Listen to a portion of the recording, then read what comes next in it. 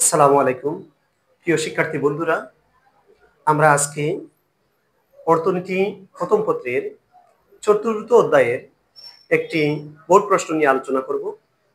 আমরা জানি চতুর্থ অধ্যায়ে বাজার নিয়ে আলোচনা করা হয়েছে এবং বাজার মূলত দুইটি বাজার নিয়ে বিশেষভাবে বিশ্লেষণ করা হয়েছে। একটি হচ্ছে পূর্ণ প্রতিযোগিতামূলক বাজার বা পারফেক্ট কম্পিটিটিভ মার্কেট, আরেকটি হচ্ছে একচেটিয়া বাজার বা মনোপলি মার্কেট। এই দুইটি বাজারে নিয়ে বিস্তারিত আলোচনা করা হয়েছে চতুর্থ অধ্যায়ে। আমরা আজকে যে প্রশ্নটি নিয়ে আলোচনা করব সেটা হচ্ছে পূর্ণ প্রতিযোগিতামূলক বাজার থেকে আগত ঢাকা বোর্ডের একটি প্রশ্ন। সেই প্রশ্ন নিয়ে আজকে আমরা আলোচনা করব। প্রথম প্রশ্ন হচ্ছে দ্বিপাক্ষিক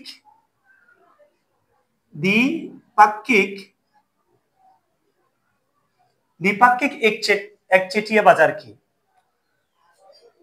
আমরা জানি একচেটিয়া বাজার হচ্ছে যে বাজারে একজন মাত্র বিক্রেতা থাকে, অসংখ্য ক্রেতা থাকে, কিন্তু বলা হয়েছে দ্বিপাক্ষিক একচেটিয়া বাজার। দ্বিপাক্ষিক একচেটিয়া বাজার হচ্ছে যে বাজারে একজন ক্রেতা এবং একজন বিক্রেতা তাকে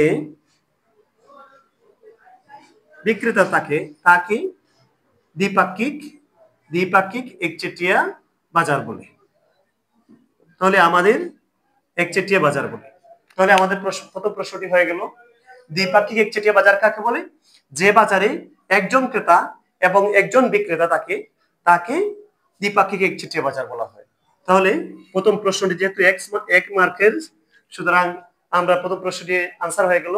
একচেটিয়া বাজারে এভারেজ রেভিনিউ রেখা গ্রেটার দেন মার্জিনাল রেভিনিউ রেখা কেন হয়? অর্থাৎ average revenue greater than marginal revenue কেন হয়, ব্যাখ্যা করো।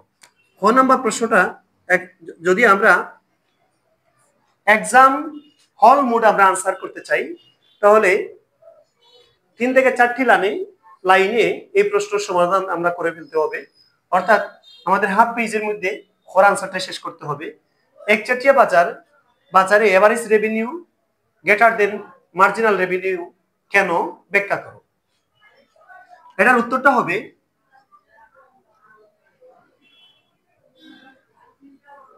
একচেটিয়া বাজারে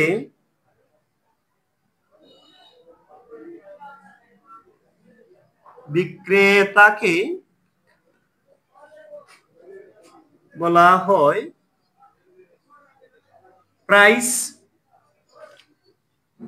মেকার বা দাম সৃষ্টিকারী। একচেটিয়া বাজারে বিক্রেতাকে বলা হয় প্রাইস মেকার বা দাম সৃষ্টিকারী।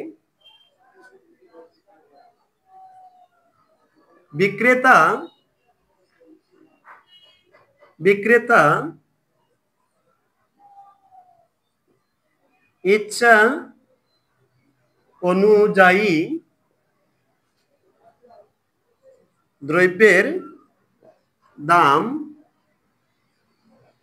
বাড়াতে বা কমাতে পারে এবং এই বাজারে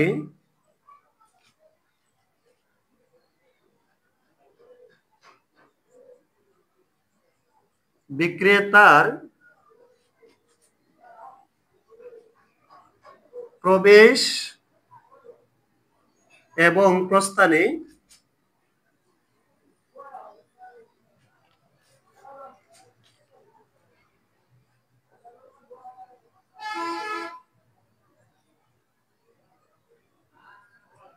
বাধা রয়েছে।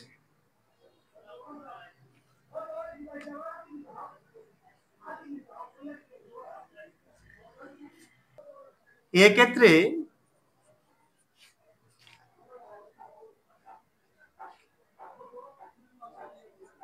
বিক্রয়ের পরিমাণ বাড়ার সাথে টোটাল রেভিনিউ বাড়লেও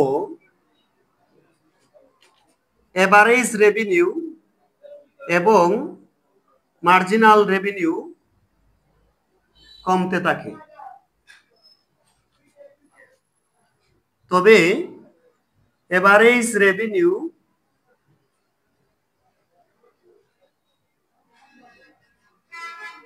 কমার হার মার্জিনাল রেভিনিউ কমার চেয়ে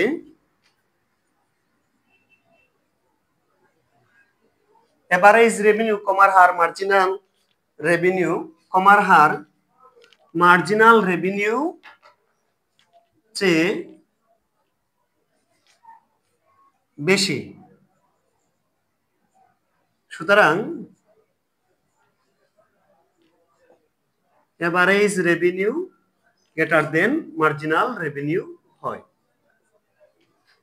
এই হলো আমাদের এর আনসার। একচেটিয়া বাজারে বিক্রেতাকে বলা হয় প্রাইস মেকার বা দাম সৃষ্টিকারী।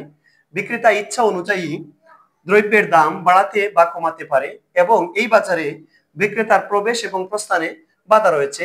এক্ষেত্রে বিক্রয়ের পরিমাণ বাড়লে স্বাভাবিকভাবে টোটাল রেভিনিউটা বাড়তে থাকে। টোটাল রেভিনিউ বাড়লেও এভারেজ রেভিনিউ এবং মার্জিনাল রেভিনিউ কমতে থাকে। তবে এভারেজ রেভিনিউ কমার হার মার্জিনাল রেভিনিউর চেয়ে বেশি।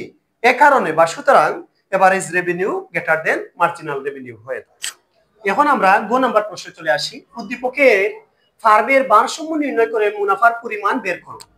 বন্ধুরা খুবই সতর্কভাবে, যেহেতু অর্থনীতি ম্যাথমেটিক্যাল এবং গ্রাফিক্যাল দুইটি বিষয়ের সমন্বয়ে একটি প্রশ্ন হয়ে থাকে এবং অর্থনীতি প্রথম পত্র না বুঝে আনসার করার মতো প্রশ্ন খুবই কম। এজন্য তোমাদেরকে বলবো প্রথমে প্রশ্নটা ভালোভাবে বুঝে নিবা। এখানে বলছে ভারসাম্য নির্ণয় করে মুনাফার পরিমাণ বের করো। মুনাফার এখানে দুইটি প্রশ্ন, ভারসাম্য নির্ণয় করতে হবে, এরপরে মুনাফার পরিমাণ বের করতে হবে। আমরা যদি এই উদ্দীপকের দিকে তাকাই তাহলে আমরা দেখতে পারি এটি হচ্ছে পূর্ণ প্রতিযোগিতামূলক বাজারের বা পারফেক্ট কম্পিটিটিভ মার্কেটের একটি চিত্র। আমরা গ নম্বর প্রশ্ন যখন আনসার করব সেটা আমি দুইটি পার্টে আনসার করব। প্রথমে আমরা চিত্রটি এঁকে বলে দিব কোথায় ভারসাম্য তৈরি হয়েছে এবং কেন হয়েছে। এরপরে আমরা ম্যাথমেটিক্যাল টার্মটা আমরা ব্যবহার করে আমরা মুনাফা বের করে নিব। আমরা প্রথমে চিত্রটা এঁকে নিব, তোমরা চিত্র এঁকে নিবা। আমরা এরপরে বলে দিব আমরা উপরিক্ত চিত্রে এর আনসারটা হবে এইভাবে। উপরোক্ত চিত্রে এসি রেখা হচ্ছে এভারেজ কস্ট, এমসি রেখা হচ্ছে মার্জিনাল কস্ট এবং পি রেখা হচ্ছে প্রাইস রেখা, যা এভারেজ রেভিনিউ এবং মার্জিনাল রেভিনিউ সমান। এদিকে চিত্রের ভূমি অক্ষ হচ্ছে উৎপাদনের পরিমাণ, লম্ব অক্ষ হচ্ছে প্রাইস, দ্রব্যের দাম, রেভিনিউ এবং কস্ট। এই তিনটি বিষয় লম্ব অক্ষে দেখাচ্ছে। এই চিত্রটি একে এই যে কথাটি বলছি সেটা লিখে দিবে এবং বলবেন এখানে লিখতে হবে, এরপরে লিখতে হবে ই বিন্দু হচ্ছে ভারসাম্য বিন্দু। কারণ ই বিন্দু হচ্ছে ভারসাম্য বিন্দু, কারণ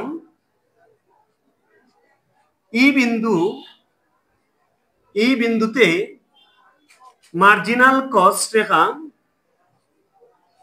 মার্জিনাল রেভিনিউ রেখা সমান, অর্থাৎ এমসি ইকুয়াল টু এমআর এবং এমসি রেখার স্লোপ মার্জিনাল রেভিনিউ রেখার স্লোপের চেয়ে বেশি। অর্থাৎ মার্জিনাল কস্ট রেখা নিচ থেকে মার্জিনাল রেভিনিউ রেখাকে ছেদ করেছে, এজন্য এটা হচ্ছে ই বিন্দু হচ্ছে ভারসাম্য বিন্দু। এখন আমার এরপরের অংশটি হচ্ছে মুনাফার পরিমাণ বের করতে হবে। মুনাফার পরিমাণ বের করতে হলে প্রথমে আমরা টোটাল রেভিনিউ বের করে নিব, এরপরে হচ্ছে আমরা টোটাল কস্টটা বের করে নিব। টোটাল রেভিনিউ থেকে আমরা যদি টোটাল কস্টকে আমরা মাইনাস করি বা বাদ দিয়ে দেই, এরপরে আমাদের মুনাফা চলে আসবে। তাহলে আমাদের টোটাল রেভিনিউ টোটাল রেভিনিউ হচ্ছে টোটাল কোয়ান্টিটি ইনটু প্রাইস। আমরা দেখতে পাচ্ছি টোটাল বিক্রয় পরিমাণ হচ্ছে এই ভারসাম্য বিদ্যুতে বিক্রয় পরিমাণ হচ্ছে 200 একক এবং প্রাইস হচ্ছে 30। সুতরাং আমার টোটাল রেভিনিউ হবে 6,000 এবং মার্জিনাল টোটাল কস্ট হচ্ছে এবং টোটাল কস্টটা বের করব আমরা কতটুকু দ্রব্য উৎপাদন করেছি এবং আমার এভারেজ ব্যয়টুকু কতটুকু হয়েছে আমাদের, অর্থাৎ আমাদের টোটাল উৎপাদনের পরিমাণ এবং এসির দিকে তাকিয়ে আমরা বের করতে হবে। এসি এই জায়গায় আমরা দেখতে পাচ্ছি এভারেজ কস্ট হচ্ছে 30 এবং উৎপাদনের পরিমাণ হচ্ছে 200 একক হচ্ছে উৎপাদনের পরিমাণ, এভারেজ কস্ট হচ্ছে 30। তাহলে আমরা দেখতে পাচ্ছি এই জায়গায়ও 6,000 টাকা আমাদের টোটাল কস্ট। সুতরাং আমাদের মুনাফা হবে total revenue minus total cost. এই জায়গায় আমরা দেখতে পাচ্ছি টোটাল রেভিনিউ 6,000, টোটাল কস্ট 6,000, সুতরাং আমাদের মুনাফা 0। সুতরাং আমরা বলতে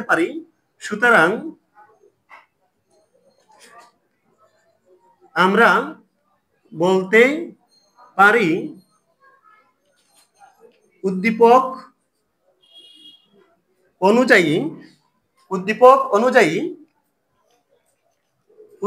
অনুযায়ী ফার্ম স্বাভাবিক মুনাফা অর্জন করে। আমাদের এই গো নাম্বার আনসারটা হয়ে গেল। আমাদের গো নাম্বার আনসারে প্রথমে আমরা জাস্ট এই রেখাগুলোর বর্ণনা দিব এবং ভূমি অক্ষ এবং লম্ব কি দিয়েছি সেটা বলবো। এরপরে সবচেয়ে মোস্ট ইম্পর্টেন্ট পয়েন্ট হচ্ছে এই ভারসাম্য বিন্দুর কথা বলতে হবে এবং এই আমাদের মুনাফাটা নির্ণয় করতে হবে। এরপরে আমাদের আনসারটি হয়ে যাবে। এখন আমরা গো নাম্বার আনসারটা করে নিব। গো নাম্বার প্রশ্নে বলা হয়েছে উদ্দীপকে ফার্মে এসি রেখা এক বিন্দু দিয়ে অতিক্রম করলে মুনাফার উপর কি প্রভাব পড়বে চিত্রের সাহায্যে বিশ্লেষণ করো। আমরা গো নাম্বার আনসার করতে গিয়ে আমরা চিত্রটা প্রথমে এঁকে নিব এবং এসি রেখাকে আমরা এক বিন্দু দিয়ে আমরা অতিক্রম করানোর পরে আমরা দেখতে পাচ্ছি যদি এসি রেখা এক বিন্দুতে যায় তাহলে এসি রেখাটা আমাদের এই ই বিন্দু থেকে নিচের দিকে চলে আসে। আনসার করার জন্য আমরা প্রথমে এই চিত্রটা এঁকে নিব, এরপরে বলবো এসি রেখা এমসি রেখা এভারেজ কস্ট এবং মার্জিনাল কস্ট দেখাচ্ছে, আর এই প্রায় 30 একক হচ্ছে গিয়া প্রাইস বা এভারেজ রেভিনিউ মার্জিনাল রেভিনিউ এবং ভূমি অক্ষে আমাদের উৎপাদনের পরিমাণ, লম্ব অক্ষে হচ্ছে গিয়া প্রাইস রেভিনিউ কস্ট।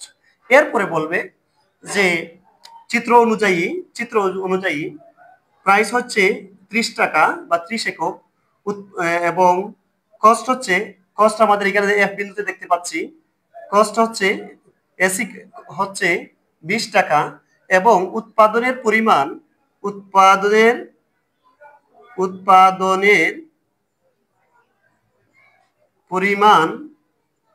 বা কোয়ান্টিটি হচ্ছে 100 একক। এখন আমরা দেখব আমাদের ক্যালকুলেশন করে দেখব আমাদের মুনাফার উপরে কি প্রভাব পড়েছে। আমরা বের করে নিব টোটাল কস্ট। আমরা টোটাল রেভিনিউটা বের করে নেই। টোটাল রেভিনিউ আমরা দেখো উৎপাদনের পরিমাণ হচ্ছে কোয়ান্টিটি ইনটু প্রাইস, তাহলে কোয়ান্টিটি হচ্ছে 100,